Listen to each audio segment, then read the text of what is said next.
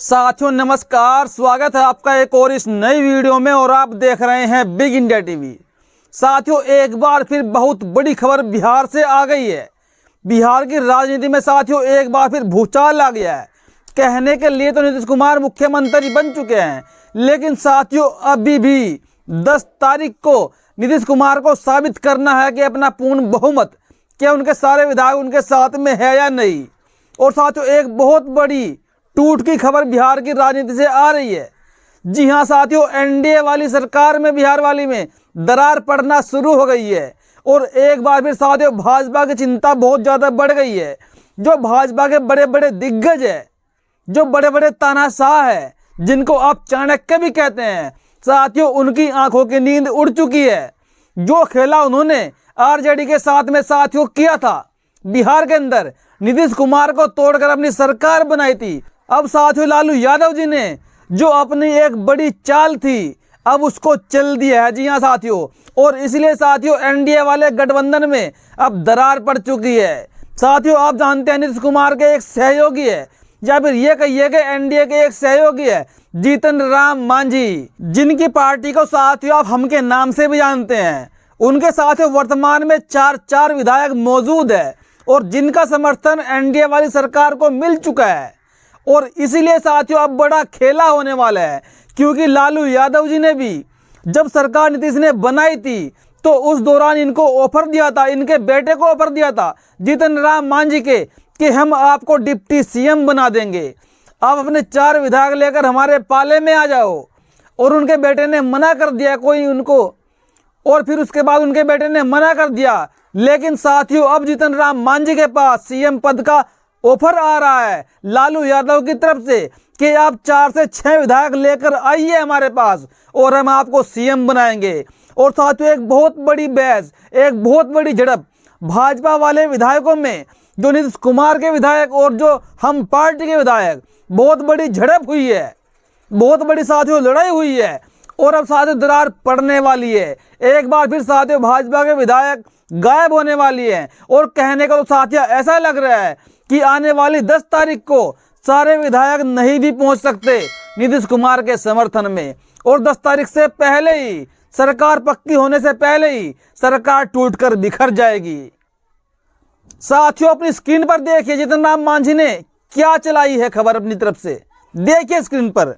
मुझे तो सीएम बनाया जा रहा था, अब अन्याय तो मत करो, जीतन राम मांझी बनाने लगे नीतीश कुमार पर दबाव। साथियों आपने पढ़ी ये खबर साथियों हिंदुस्तान टाइम की।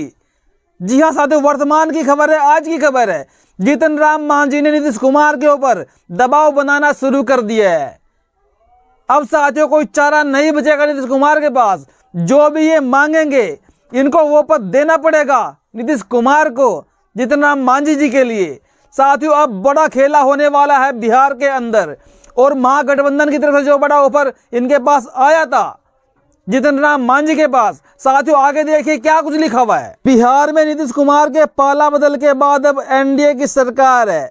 नीतीश कुमार फिर से सीएम बन गए हैं और भाजपा के सम्राट चौधरी और विजय सिन्हा डिप्टी सीएम है, लेकिन कैबिनेट के विस्तार में देरी हो रही है।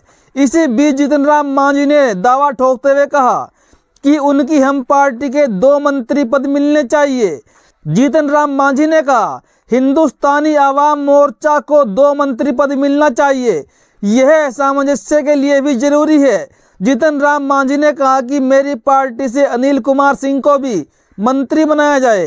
उन्होंने यह भी कहा कि मुझे महागठबंधन की तरफ से सीएम का ऑफर मिला था, लेकिन मैंने उसको ठुकरा दिया। साथियों यहाँ पर बहुत बड़ी बात बोल दी है, और इतना बड़ा दबाव जीतन राम मांझी नीतीश कुमार के ऊपर साथियों बना रहे हैं। 3 मंत्री पद साथियों वो बिहार की कैबिनेट में मांग रहे हैं। लेकिन साथियों अब क्या करेंगे नीतीश कुमार?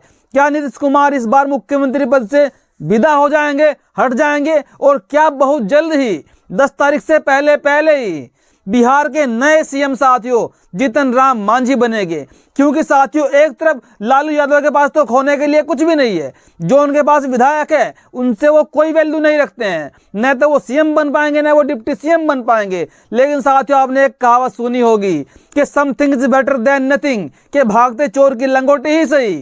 इसीलिए अगर सरकार हमारी बनती है और सीएम हमारा होता है तो हमारे पाले में बहुत बड़ा एक खेल हो जाएगा और 2024 के लिए जनता हमारे पक्ष में आकर वोट करेगी और भाजपा को यहां से फिर जड़ से सफाया कर दिया जाएगा। साथियों आगे क्या कुछ लिखा है देख लीजिए। मांझी ने कहा कि जब मैं महागठबंधन के सीएम पद को ठुकरा चुका हूं तो फिर 2 मंत्री पद न मिल पाना हमारे साथ अन्याय होगा।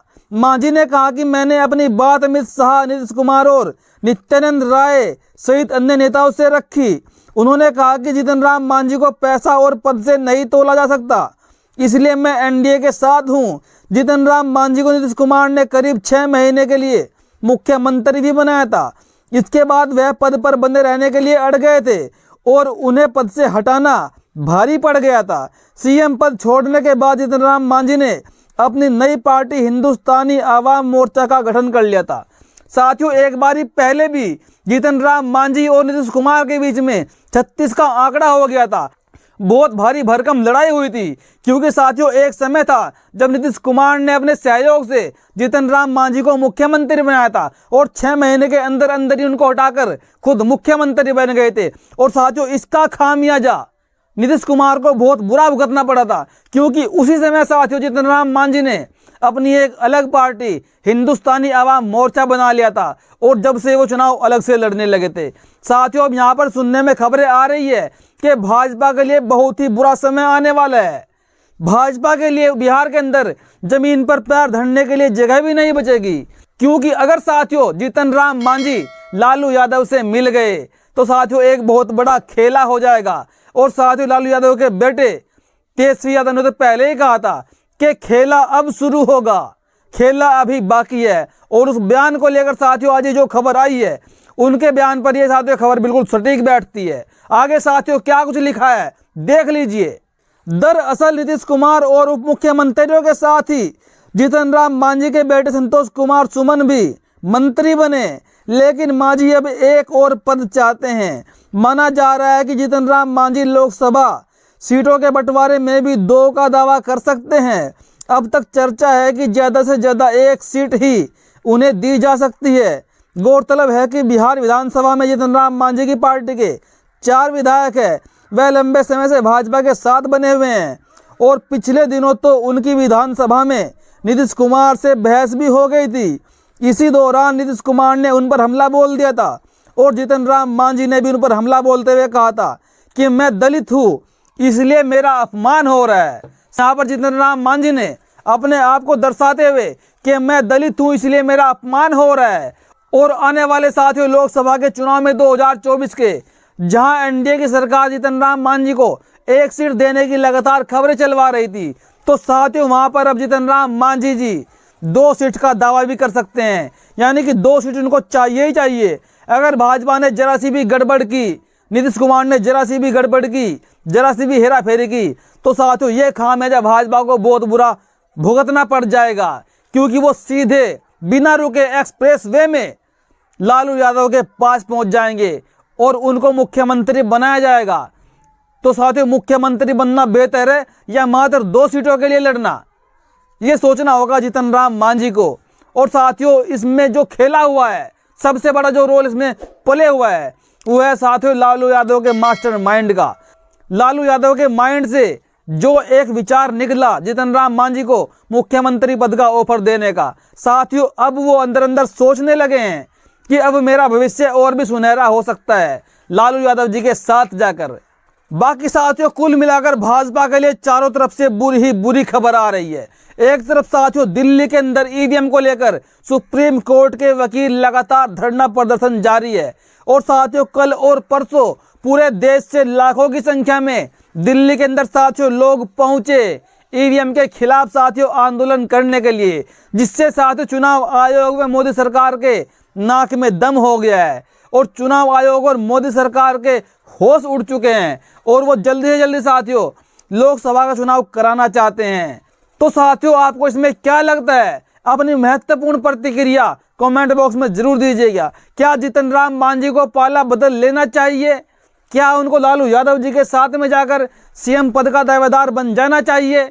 और आने वाले लोकसभा चुनाव में इससे जीतन राम मांझी को कितना फायदा मिल सकता है, जरूर बताइएगा। और साथियों अगर आपको हमारी पत्रकारिता अच्छी लगती है तो हमारी वीडियो को लाइक करें, चैनल को सब्सक्राइब करें ताकि आगे आने वाला वीडियो साथियों आप तक आसानी से पहुंच सके। वीडियो देखने के लिए धन्यवाद।